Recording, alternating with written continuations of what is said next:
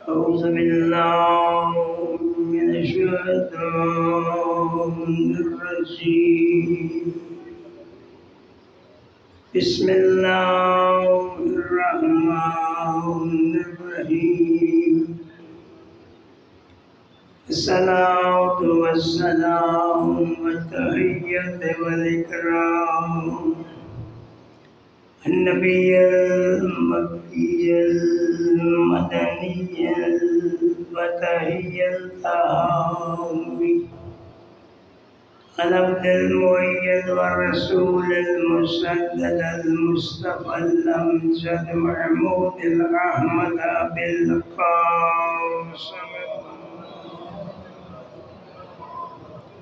وآله الطيبين الطاهرين المعصومين الميامين أما بعد فقد قال الله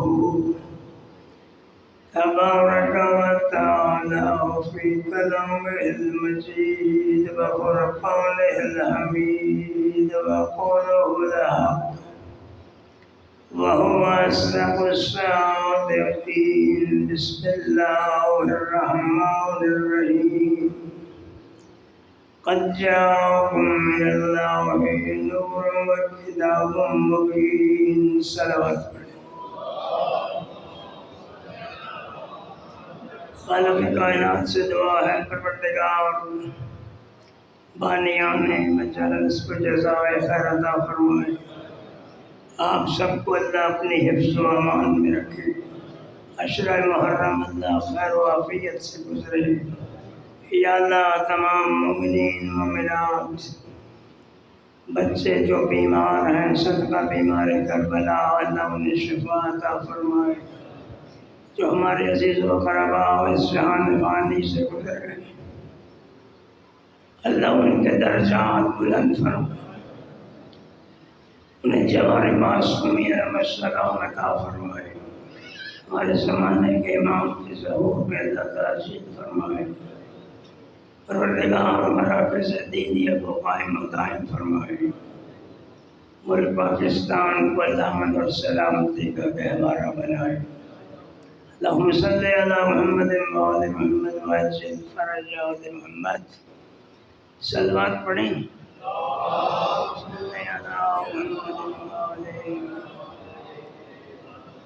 شرافت شاہ صاحب بھی کلام پڑھتے ہیں اور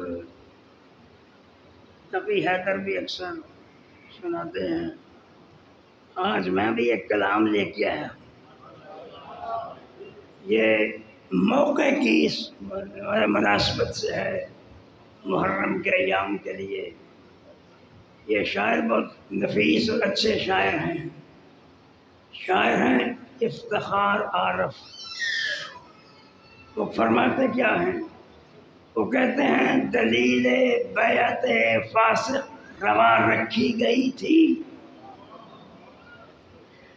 دلیل بیعت فاسق روا رکھی گئی تھی مدینے میں بنائے کربلا رکھی گئی تھی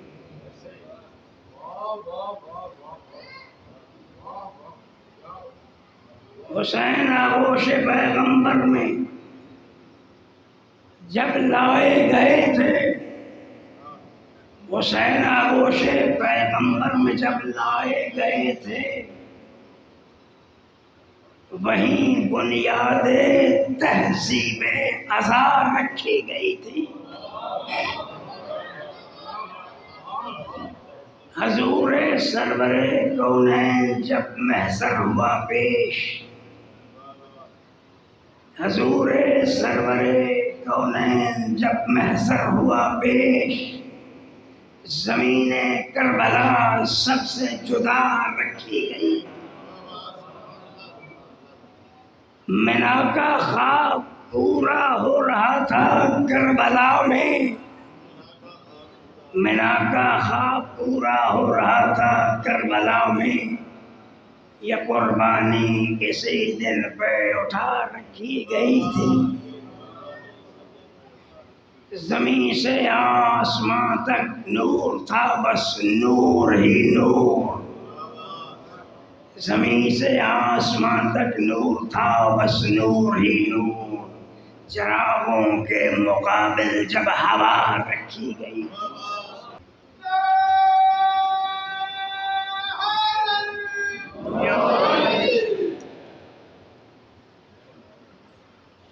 ایام محرم ہے، کئی دن سے گفتگو ہو رہی ہے۔ ہمارا موضوع کیا ہے؟ ہمارا موضوع صرف آل محمد کی مودت کو دنیا تک پہنچانا ہے، کہ تاکہ کوئی تشنا نہ رہ جائے۔ جس نے بھی، جس شے نے، جس جانور نے بھی آل محمد سے محبت کی ہے، ہم اس کا احترام کرتے ہیں۔ یہ جو ذوالجناح ہے گھوڑا، ہم کوئی معذاللہ ہر گھوڑے کو سلام نہیں کرتے، ہم اسے سلام کرتے ہیں جس کی نسبت حسین کے ذوالجناح کی طرف ہو جاتی ہے۔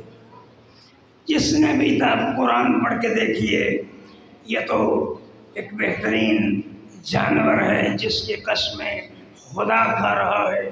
والعادیات ضبحاً، قسم ہے ہانپ کر دوڑنے والے گھوڑوں کی۔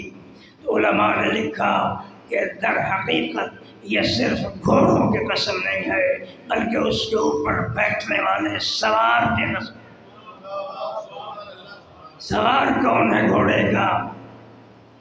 سوار ہے علی ابن ابی طالب، سوار ہے حسین ابن علی، سوار ہے جناب حمزہ، سوار ہے جعفر ابن ابی طالب، جنہیں جعفر طیار کہتے ہیں۔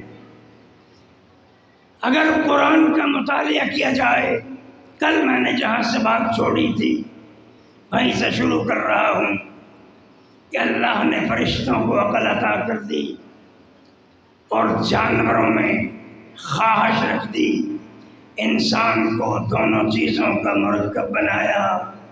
اس میں عقل بھی ہے، اس میں خواہشات نفسانی بھی ہیں۔ اور پھر کل ہی میں سن رہا تھا علامہ عقیل القلوی صاحب فرما رہے تھے کہ جس کا نفس پاک ہوگا اس سے خواب بلندیوں کی آئے گی اور وہ بلندیوں کی طرف جائے گا، اور جس کا نفس ناپاک ہوگا، نامراد ہوگا، اسے اور طرح کے بھیانک خواب آئیں گے۔ تو وہ فرماتے ہیں کہ نفس کی سب سے بڑی پاکیزگی آل محمد سے محبت ہے۔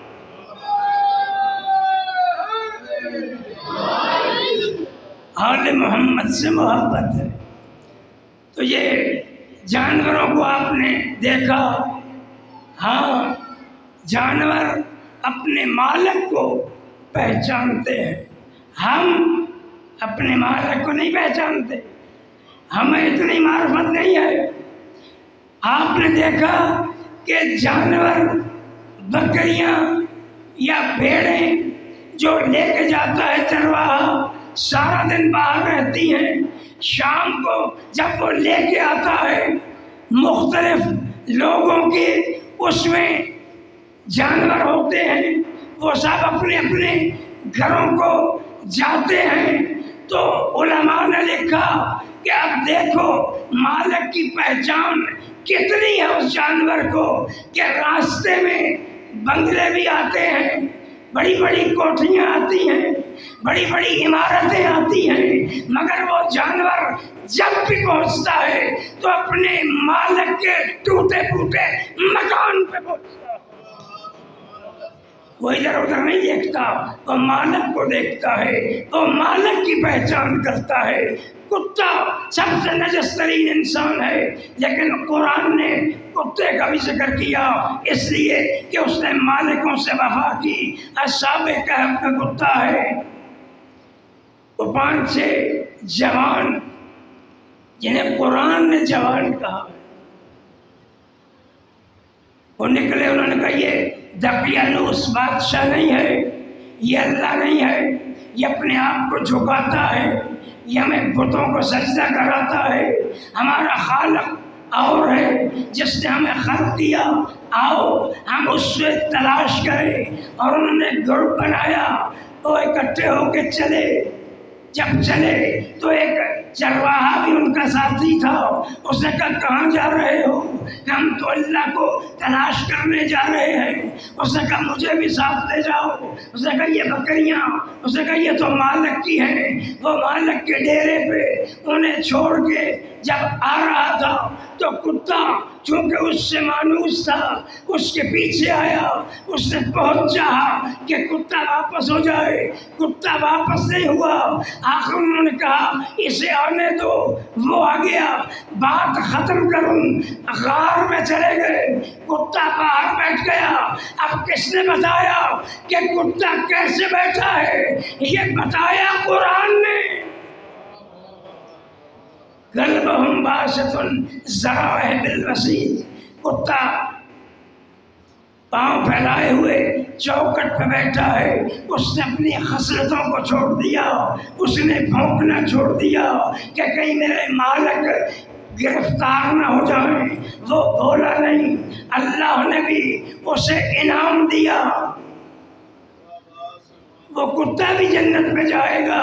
یہاں پر ہمارے بعض ذاکرین نماز کی رد میں کہہ دیتے ہیں کہ اصحاب کہف کے کتے نے کتنی نمازیں پڑھی۔ بھائی کتے پہ تو شریعت ہی کوئی نہیں ہے۔ جا کے آئینہ دیکھو، اگر تمہاری شکل انسانوں جیسی ہے تو پھر نماز واجب ہے۔ ہم نماز سے نہیں بھاگ سکتے۔ کتے سے پوچھا گیا، ایک کتے سے کسی نے پوچھا، حکایت ہے، کتے سے پوچھا تو ساری رات جاگتا ہے، سوتا نہیں ہے، نماز کے وقت تو سو جاتا ہے، عبادت کے وقت سو جاتا ہے، تو کسی فقیر کو مانگنے نہیں دیتا، تو یہ تیرے نقائص ہیں۔ کتے نے کہا نہیں، یہ میرے نقائص نہیں ہیں، یہ میری خوبیاں ہیں۔ میں ساری رات اپنے مالک کے دروازے پہ پنجے مارتا ہوں، ساری رات اسے احساس دلاتا ہوں کہ میں تیری کھا کے میں جاگ رہا ہوں، تو اس کی کھا کے سو رہا ہوں۔ تیرا اس سے کوئی رجوع نہیں، تیرا اس سے کوئی رابطہ نہیں ہے۔ اور دوسرے یہ ہے کہ میں سوتا اس لیے ہوں، میں خاموش ہو جاتا ہوں تاکہ جب نمازی گزرے کل کو یہ نہ کہیں کہ ہم مسجد میں جانا چاہتے تھے، راستے میں کتا تھا۔ کتا کہتا ہے میں اس وقت کوئی کارروائی نہیں کرتا تاکہ نماز میں خلل نہ آئے۔ تو فقیر کو مانگنے کیوں نہیں دیتا؟ تو کہتا میں اسے کہتا ہوں بندوں سے نہ مانگ، اس سے مانگ،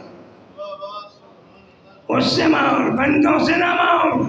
تو جس سے وفا کی اللہ اسے پسند کرتا ہے۔ جناب علی علیہ السلام کے پاس، علی علیہ السلام نہیں بلکہ خلیفہ دوم کے پاس 3 یہودی علماء آ گئے۔ انہوں نے آ کے کہا جی ہمارے سوال ہیں، ان کے جواب دو۔ تو انہوں نے کہا سوال بتلاؤ۔ انہوں نے سوال بتلائے، انہوں نے سر جھکا لیا کہ سوائے علی ابن ابی طالب کے ان کا جواب کوئی دے ہی نہیں سکتا۔ تو جناب علی علیہ السلام کی طرف مخاطب ہوئے، یا علی ہمارے یہ سوال ہیں، ان کے جواب دو۔ علی نے کہا میں تمہارے تمام سوالوں کا جواب دیتا ہوں، لیکن میری ایک شرط ہے، اگر یہ تمہارے سوالوں کے جواب تمہاری کتاب توریت کے مطابق ہوئے تو تمہیں کلمہ پڑھنا پڑے گا، تم مسلمان ہو جاؤ گے۔ انہوں نے کہا شرط منظور ہے، سوال بتلاؤ، پہلا سوال کیا ہے؟ انہوں نے سوال بتلایا۔ سوال کیا تھا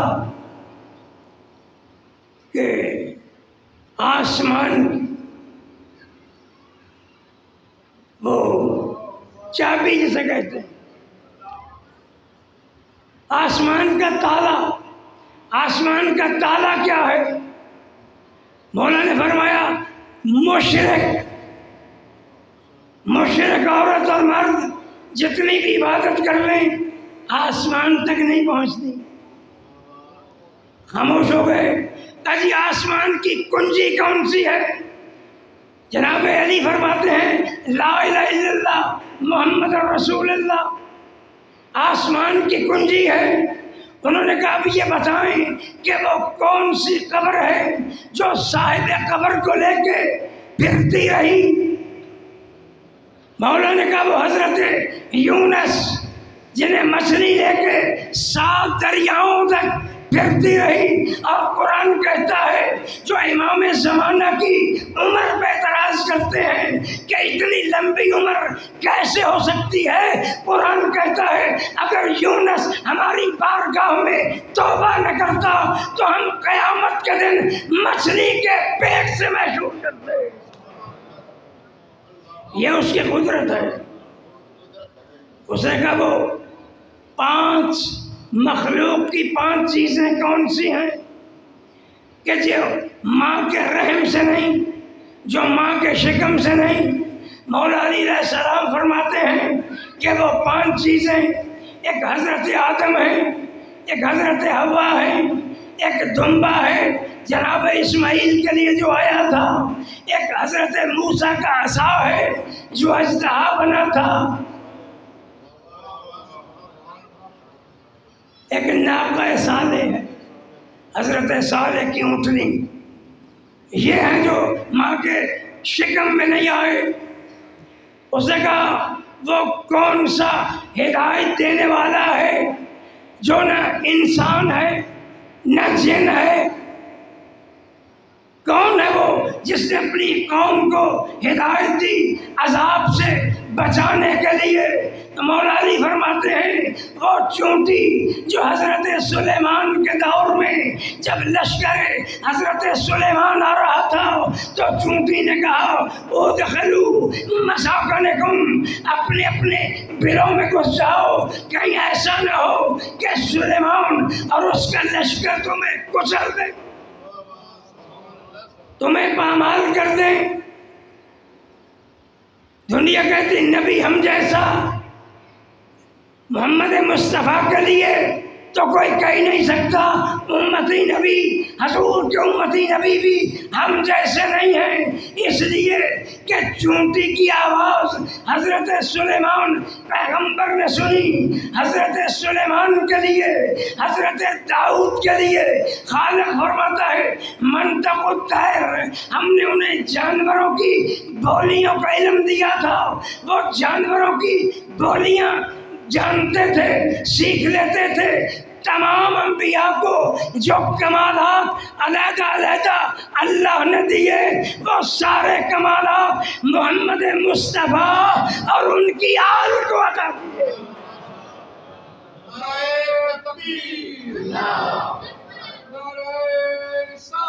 یا رسول اللہ، یا اللہم صلی علی. ایک یہودی، ایک عیسائی، ایک حضرت داؤد کا ماننے والا، یہ 3 آ گئے. جناب علی علیہ السلام باغ میں پانی دے رہے تھے، یہودیوں کے باغ میں مزدوری کر رہے تھے.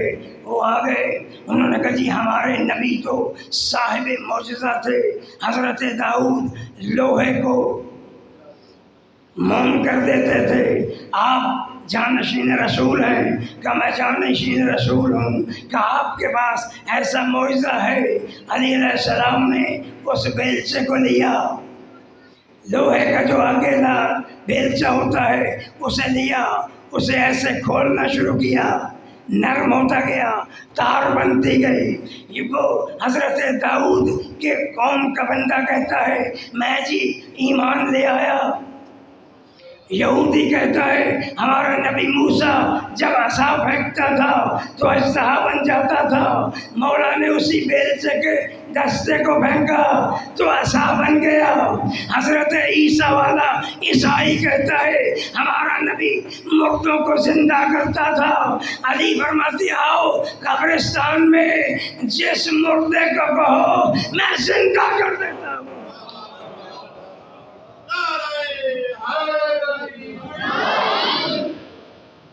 حضرت جابر بن عبداللہ انصاری نے خواب دیکھا، 9 چیزیں انہوں نے خواب میں دیکھی۔ انہوں نے جناب علی علیہ السلام سے تعبیر لینا چاہی، یا علی میں نے خواب دیکھا ہے، میں نے یہ 9 چیزیں خواب میں دیکھی ہیں۔ مولا علی فرماتے ہیں بیان کرو۔ وہ کہتا ہے 7 موٹی تازی گائیں 7 بڑی کمزور گاؤں کا دودھ نکال رہی ہیں، دودھ پی رہی ہیں۔ اس کی تعبیر کیا ہے؟ مولا نے فرمایا بڑے بڑے عمراء، بڑے بڑے وزراء غریب لوگوں کا مال ہڑپ کر جائیں گے۔ دوسری بات انہوں نے بتلائی کہ منبر بڑا ہوا ہے، میں نے دیکھا اس پہ پتھر پڑے ہوئے ہیں، آگ نکل رہی ہے۔ مولا فرماتے ہیں کہ منبر پہ وہ لوگ آ جائیں گے جو منبر کے اہل نہیں ہوں گے، بغیر اہلیت کے منبر پہ آ جائیں گے۔ انہوں نے کہا پھر ہم نے ایک اور شے دیکھی، ایک باغ ہے بڑا ہرا بھرا، ایک ساتھ نہر ہے جو خشک ہے۔ مولا اس کی تعبیر کیا ہے؟ فرمایا وہ علماء جو علم رکھتے ہوں گے مگر وہ اپنے علم پہ عمل نہیں کرتے ہوں گے، وہ علم کو دولت کا ذریعہ بنانے کے لیے لوگوں تک پھیلائیں گے نہیں۔ وہ کہیں گے کچھ ملے گا تو ہم یہ باتیں بتائیں گے۔ جناب علی علیہ السلام فرماتے ہیں کہ جب ہم رسالت مآب کی محفل میں ہوتے تھے ہم خاموش، ہم پوچھتے تھے، ہم سوال کرتے تھے، حضور جواب دیتے جاتے تھے۔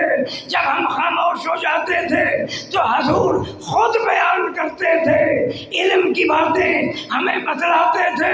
اور جناب علی علیہ السلام سے منبر سلونی پہ کسی شخص نے پوچھا یا علی جب ہم رسالت مآب سے کوئی سوال کرتے تھے وہ خاموش ہو جاتے تھے، کچھ عرصے کے بعد اس کا جواب دیتے تھے، آپ سے ہم سوال کرتے ہیں آپ فوری جواب دے دیتے ہیں، بات کیا ہے؟ علی فرماتے ہیں میرے حبیب محمد مصطفیٰ وحی کا انتظار کرتے تھے، وہ وحی کا انتظار کرتے تھے، اور تمام علوم انہوں نے مجھے منتقل کر دیے ہیں۔ اگر میں خاموش ہو جاؤں تو دنیا گمراہ ہو جائے گی، دنیا سمجھے گی شاید علی پہ بھی وحی آتی ہے۔ عبداللہ ابن عباس سے پوچھا علی کا علم اور صحابہ کا علم اس میں فرق کیا ہے؟ تو عبداللہ ابن عباس فرماتے ہیں کہ صحابہ کا علم ایک قطرے کے برابر ہے اور علی کا علم سمندر۔ علی تو فرماتے ہیں کہ ان پسلیوں میں اتنا علم ہے کہ کوئی لینے والا نہیں ملتا۔ کمیل سے فرماتے ہیں کمیل کوئی علم لینے والا نہیں ملتا۔ علی تو فرماتے ہیں کہ جتنا میں سخی تھا اتنا مجھ سے مانگا کسی نے نہیں، اور جتنا میں عالم تھا اتنے کسی نے مسائل نہیں پوچھے، کوئی مسئلہ نہیں پوچھنے آتا تھا۔ آج بھی یہی چیزیں احادیث میں ملتی ہیں، 3 چیزیں قیامت کے دن فریاد کریں گی، ایک قرآن، ایک مسجد، ایک عالم دین۔ قرآن کہے گا یا اللہ یہ مجھے پڑھتے نہیں تھے، یہ مجھ سے ہدایت نہیں دیتے تھے، مجھ پہ گرد پڑی رہتی تھی، یہ میرے قریب نہیں آتے تھے، بحمداللہ آپ تو سب تلاوت کرنے والے ہیں۔ اور پھر مسجد کہے گی یا اللہ یہ میرے اندر نہیں آتے تھے، یہ گزر جاتے تھے، یہ اسے آباد نہیں کرتے تھے۔ مجھے بات یاد آ گئی، ایک جگہ ایک شاعر گزر رہا تھا، اس نے دیکھا کہ کچھ لوگ انتظام کر رہے ہیں کیا ہوگا یہاں؟ یہاں مشاعرہ ہوگا۔ اس نے کہا ٹھیک ہے، میں بھی شاعر ہوں، مجھے بھی ٹائم دینا۔ انہوں نے کہا جی آپ کو بھی ٹائم ملے گا۔ وہ مسجد میں گیا، نہ مسجد میں پانی تھا، پھٹی ہوئی صف تھی، مٹی پڑی ہوئی تھی۔ وہ باہر آیا، نماز تو اس نے پڑھ لی، مشاعرہ شروع ہو گیا۔ وہ نواب جو تھا وہ آ کے کرسی لگا کے بیٹھ گیا۔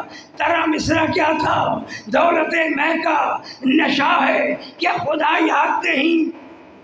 اس میں شاعری کرنی تھی۔ اس نے کہا جی پہلے مجھے ٹائم دے دیں۔ انہوں نے کہا جی آپ پڑھیں۔ اس نے کہا سامنے گھر کے ہے مسجد مگر آباد نہیں، دولت میں کا نشہ ہے کیا خدا یاد ہے؟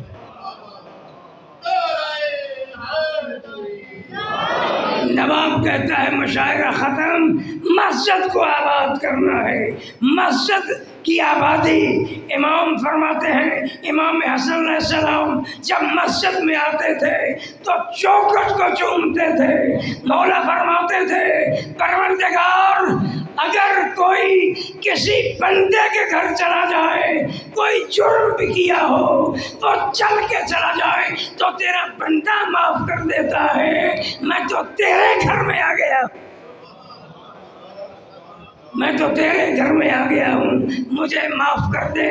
وہ معاف کرنے والی ذات ہے۔ میں نے علماء سے سنا ہے کہ کسی وقت بھی جب تمہیں موقع ملے، رات کو ملے، بچے سوئے ہوئے ہوں تو تم آؤ مصلی عبادت پہ اور فریاد کرو اس سے آل محمد کا واسطہ دے کر، پروردگار جو میں نے گناہ کیے ہیں وہ میری بیوی بھی نہیں جانتی، میری اولاد بھی نہیں جانتی، میرے بیٹے بھی نہیں جانتے، اگر انہیں پتہ چل جائے پتہ نہیں میرا کیا حشر کریں۔ یا اللہ تو مجھے معاف کر دے۔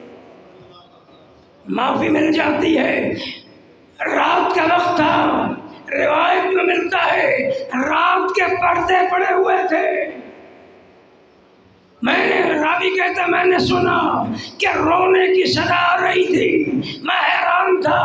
ایک شخص نے کعبے کا پردہ پکڑا ہوا تھا اور وہ رو کے کہہ رہا تھا، کیا کہہ رہا تھا؟ یا اللہ اس وقت دنیا کے بادشاہوں کے دروازے بند ہو گئے ہیں مگر تیرا دروازہ ہر وقت کھلا ہے۔ بادشاہوں نے اپنے دروازوں کے آگے دربان کھڑے کر دیے ہیں مگر تیرے دروازے پہ کوئی دربان نہیں ہے۔ کہتے روتے روتے ہچکی بن گئی، راشا گیا، میں قریب گیا، میں نے پانی لیا، میں نے منہ پہ چھڑکا، میں نے پوچھا کون ہے؟ کہ علی ابن الحسین ہے۔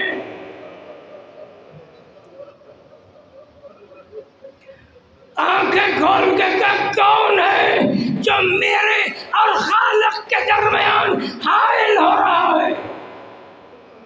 کون ہے؟ مناجات کرتے ہیں۔ ابو دردہ صحابی دوڑا ہوا گھر پہ آیا، دستک دی، آ کے کہا رسول خدا کی بیٹی علی کا انتقال ہو گیا، کہ تو نے علی کو کیسے پایا؟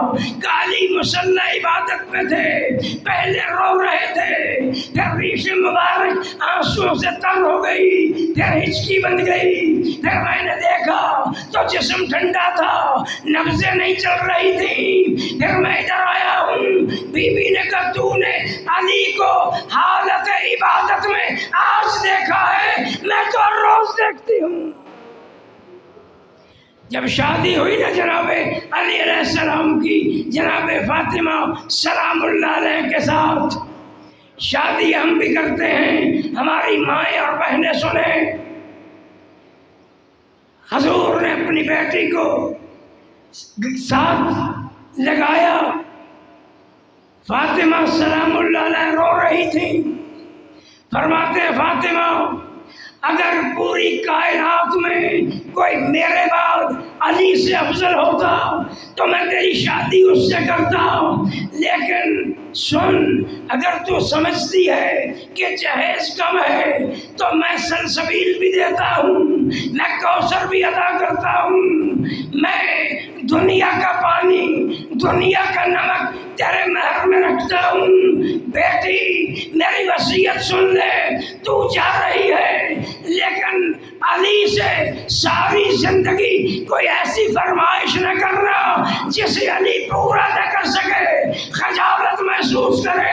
ساری زندگی گزر رہی تھی، ایک دن ایسا آیا بی بی کو بخار ہو گیا، علی فرماتے ہیں کوئی شے کسی کی ضرورت ہے تو اے رسول خدا کی بیٹی بتا، کہ کچھ نہیں چاہیے، کہ نہیں آج بتاؤ کیا چاہتی ہے؟ بی بی فاطمہ نے کہا اگر ایک انار مل جاتا تو سکون مل جاتا۔ علی علیہ السلام باہر گئے، جا کے کہتے مزدوری کی، ایک انار حاصل کیا، میں نے ایک ذاکر سے سنا، روایت تو سچی ہے، اس نے اس طرح میں نے سنایا کہ علی ایک فروٹ والے کے گھر پہ پہنچے کہ انار چاہیے، اس نے کہا انار تو نہیں ہے، اس کی زوجہ نے پوچھا کیا لینے آئے ہیں؟ کہ علی بن ابی طالب انار لینے آئے ہیں۔ وہ کہتی ہے گھر میں ہے تو آئے ہیں، انار موجود ہے تو یہ آئے ہیں، وہ جو اپنے لیے رکھا ہوا ہے وہ اسے دے دو۔ انار حاصل کیا، علی چلے، راستے میں خرابہ آیا، اس میں سے کراہنے کی آواز آئی، علی نے آواز سنی، اگر علی آواز پہ لبیک نہ کہے تو علی امام نہیں۔ دیکھا تو ایک شخص حالت بخار میں پڑا تھا، اس کا سر زانوں پہ رکھا کہ کوئی حاجت ہے تو بیان کر، کسی شے کی ضرورت تو بتا۔ اس نے کہا آدھا انار مل جاتا تو سکون ہو جاتا۔ مولا علی نے اس انار کو توڑا۔ میں نے ایک بڑے عالم سے سنا، وہ فرما رہے تھے خیبر کا قلعہ توڑنا آسان تھا مگر اس انار کو توڑنا مشکل تھا، جسے لے کے جانا چاہتے تھے اس کے منہ میں انار ڈالا، اسے کہا آدھا اور مل جاتا۔ علی نے اسے انار کھلایا، علی چلے گھر کی جانب۔ اب فاطمہ زہرا نے ایک ہی تو فرمائش کی تھی، وہ بھی پوری نہ کر سکا۔ ادھر سے جبریل امین آئے، آ کے کہا یا رسول اللہ، علی کے گھر آنے سے پہلے یہ جنت کی انار علی کے گھر میں پہنچا دیجئے۔ جب علی آئے، اناروں کا طبق دیکھا، فاطمہ زہرا یہ کہاں سے آیا ہے؟ فرمایا آپ ہی نے تو بھجوائے۔ یہ سخی خاندان ہے، یہ کریم خاندان ہے، بس دامن وقت میں اتنی گنجائش نہیں۔ تین طرح کے لوگ ہیں، ایک ہے بخیل، ایک ہے کنجوس، ایک ہے سخی، بلکہ چار طرح کے۔ ایک ہے کریم۔ بخیل کون ہے؟ جو نہ خود کھاتا ہے نہ دوسرے کو کھلاتا ہے۔ سخی کون ہے؟ جو خود بھی کھاتا ہے دوسرے کو بھی کھلاتا ہے۔ کنجوس کون ہے؟ جو خود کھاتا ہے دوسرے کو نہیں کھلاتا۔ کریم کون ہے؟ جو خود نہیں کھاتا دوسرے کو کھلاتا ہے۔ جب روزے رکھے تھے، آل محمد نے کھانا تیار ہو گیا، سب نے کھانا اپنی اپنی روٹی سامنے رکھ لی۔ اس وقت سائل نے آ کے کہا میں مسکین ہوں، مجھے کچھ کھانے کے لیے دیجیے۔ اہل بیت نے اپنی روٹیاں اسے دے دیں۔ اگلے دن پھر جب افطار کا وقت آیا، پھر آواز آئی میں یتیم ہوں، مجھے کھانا دیجیے۔ سب نے کھانا دے دیا۔ تیسرے دن آئی صدا میں اسیر ہوں، میں قیدی ہوں، مجھے کھانا دے دیجیے۔ ان سب نے کھانا دے دیا۔ ان کی روٹیاں جناب سیدہ کے ہاتھ کی پکی ہوئی روٹیاں کتنی تھی؟ 5 پہلے دن، 5 اگلے دن، 5 اس سے اگلے دن۔ یہ 5 کیوں ہے؟ رسالت مآب شامل نہیں، اس میں گھر کی کنیز فضہ شامل ہے۔ اس کا کردار دیکھیے کہ اس کی شمولیت ہے۔ پھر آئے دہر آ رہی ہے، پھر سورہ دہر اتر رہی ہے، اور 2-3 مرتبہ فضہ کا نام بھی اس سورت میں موجود۔ روٹیاں دی 15، 30 آیتیں اللہ نے اتاری ان کی شان میں۔ اللہ تعالی الانسان حین من الدہر لم یکن شیئا مذکورا، پھر کا یوفون بالنذر ویخافون یوما کان شرہ مستطیرا، جب یہ نظر مانگتے ہیں تو وفا کرتے ہیں۔ جناب حسن و حسین نے بھی ابھی شفا ہوئی تھی، 7 روزہ رکھا، اور اللہ نے بھی اس جزا میں جنت بھی عطا کی اور حریر بھی عطا کیا۔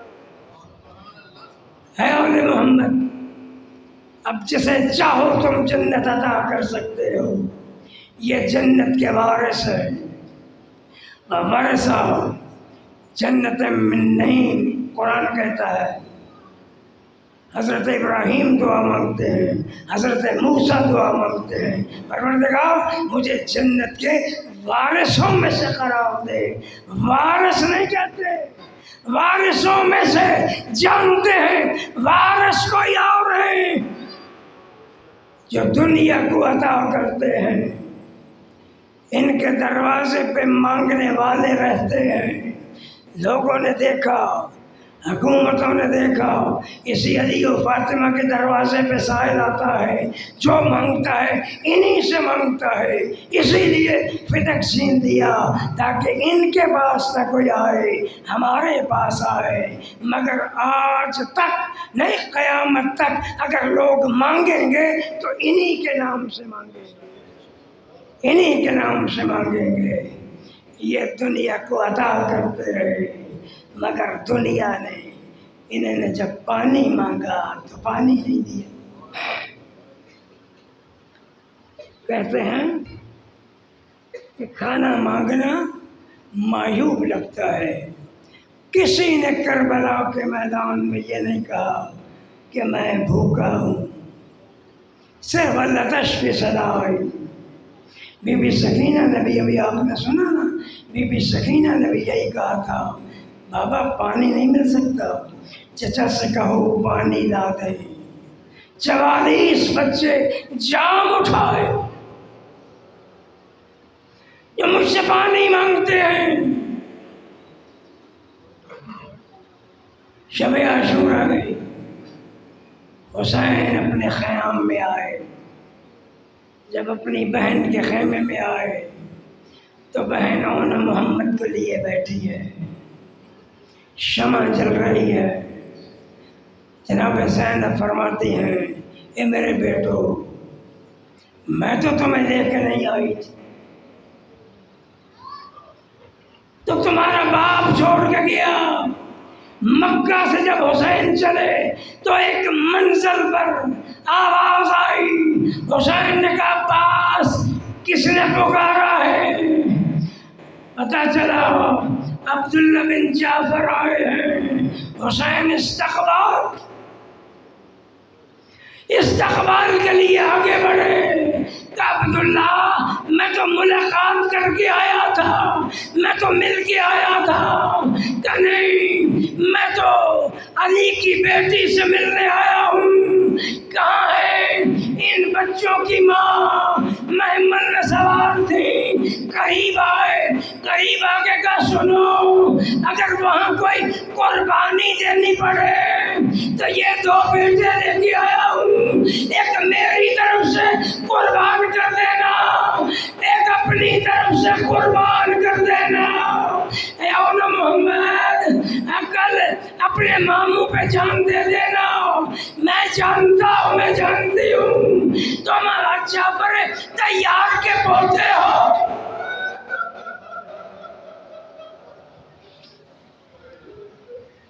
تم علی کے نواسے ہو۔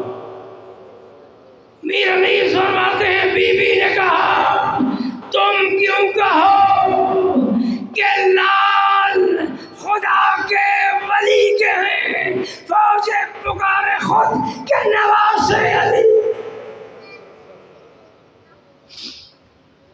بیٹو اکٹھے رہنا، آپس میں دور نہ ہونا، بیٹو کل جنگ کرنا، اپنے ماموں پہ جان دے دینا۔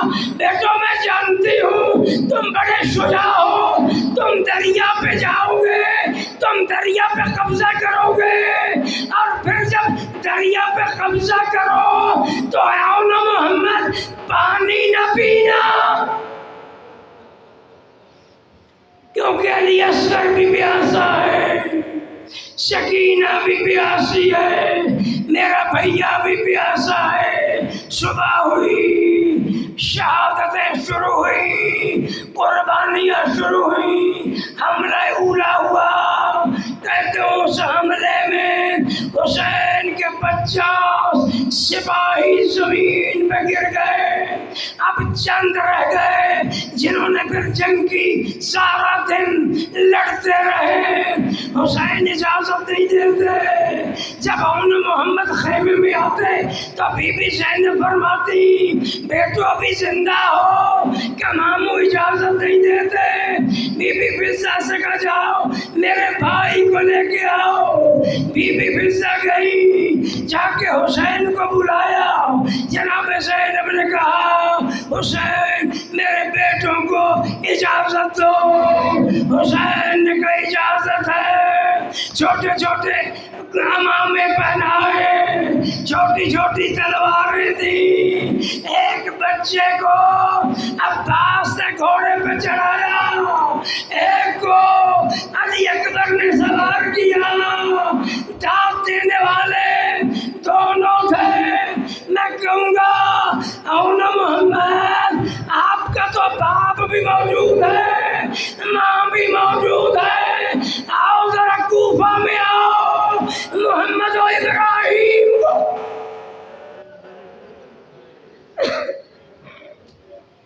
محمد و ابراہیم کو دیکھو، جن کا باپ بھی نہیں ہے، ماں بھی موجود نہیں ہے، اور دشمن کہتا میں تمہیں قتل کروں گا۔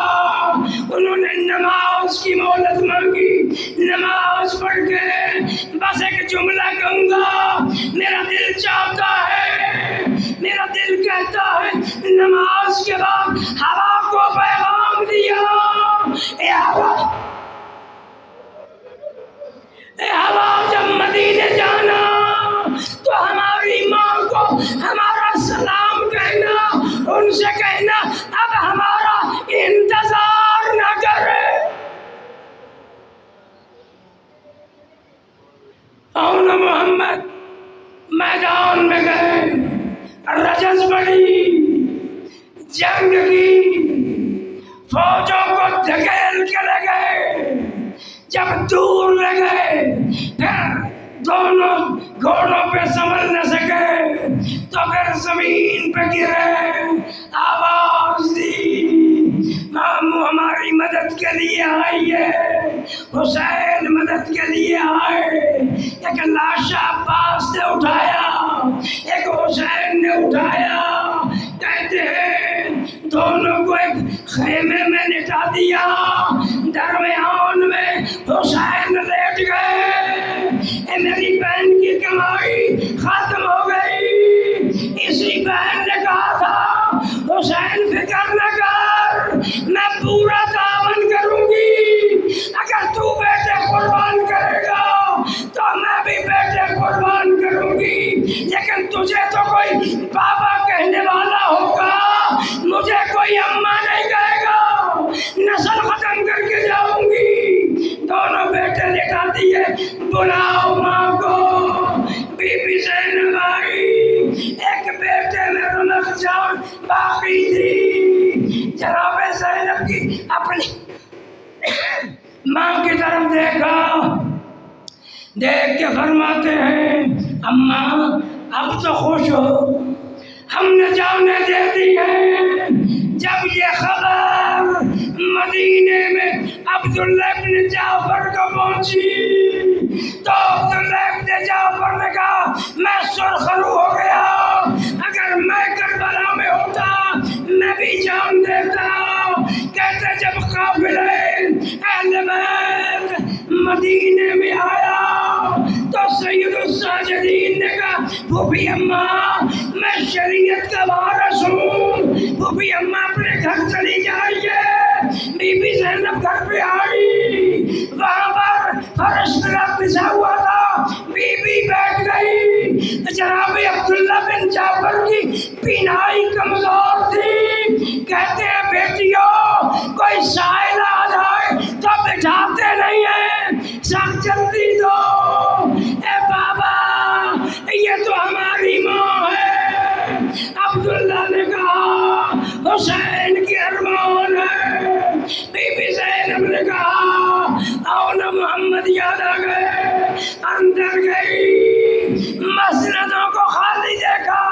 یہ بی بی زینب کربلا میں بھی نہیں روئی بیٹوں کو، یہ شام میں نہیں روئی، یہ کوفے میں نہیں روئی، مگر جب قافلہ آ رہا تھا اور یہ کربلا میں جب لاشیں حسین پہ گری، بیٹوں کی لاشوں میں نہیں آئی، کسی نے کہا کہ ان بچوں کی ماں مر گئی ہے، بی بی حسین کے لاشیں پہ تھی۔ مسئلہ دیکھ کے کہا اے میرے بیٹو آؤ نا محمد کہاں ہو، میرے جگر پہ چھری چل گئی، اے بیٹو کہاں ہو۔ ماتم حسین